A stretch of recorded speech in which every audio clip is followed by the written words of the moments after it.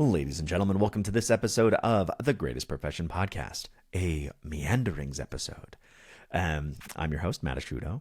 I'm commenting on Robert Parkins' episode, Wouldn't Say the Words, episode 21. There's actually, normally I have a kind of a long philosophical thing with some action steps that you as the listener can take to change your life. And, I guess there's some of that in this one, but truly this is going to be a shorter one based off of something that was brought up, particularly what happens when people find out that you're a veterinarian.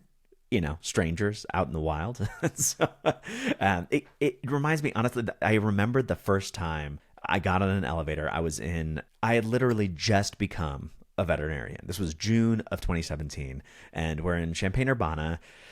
And there was a guy who was, who, I don't know, we just talked to him, and he's like, "What do you guys do?" And I'm like, "I'm a veterinarian." I didn't know any better. And he's like, "Oh, man, you guys just print your own money, don't you? I spent $50,000 on my dog that had cancer, and she died anyway, and blah, blah, blah." And I think about that kind of a lot, because first off, I don't know. $50,000, that's a lot of treatment. And we're in Champaign-Urbana, Illinois. It's not like we're in Manhattan or something like that. I'm just every shift that I go to, and I'm giving these estimates, and a lot of them are really high. I'm like, how did we get to $50,000? So I don't know. I don't know about that, but who knows? I mean, maybe. But just that seething, you guys print your own money and attack. We're at a wedding, we're still joyous. It's a Thursday night or something like that. And just, this guy's, he just didn't like veterinarians, very much. He was a younger fella, probably early 30s perhaps. So I don't know. I think about that a lot. And it does sort of keep coming up, right? Like you say, I'm a veterinarian, and then people tell you stories, and sometimes they're good. A lot of times it's an animal that died. Sometimes it's about how positive the experience was. Oftentimes it is how negative the experience was. And there is a point where it's like, you know what? I don't know if I want to say it anymore. It's never like, "Oh, you're a veterinarian. You must not have liked organic chemistry." It doesn't go there.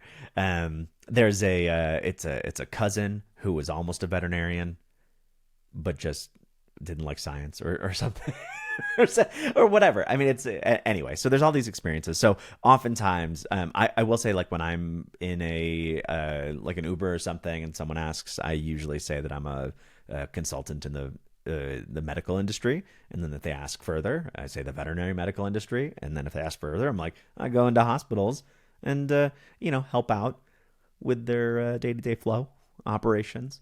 So that all sort of brought into this idea of what are some options for some things that you as a veterinarian might be able to say when people ask, "Hey, what do you do?"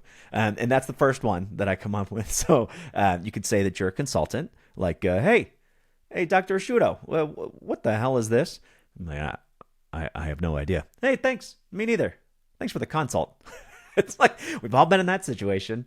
You can say you're a debt consolidator. Like, well, I did have 13 separate student loans, and now I have one big one.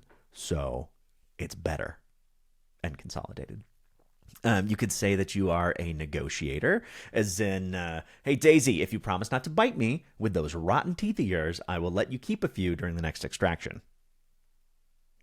The other option is technical writer, because you're technically a writer of so many medical records.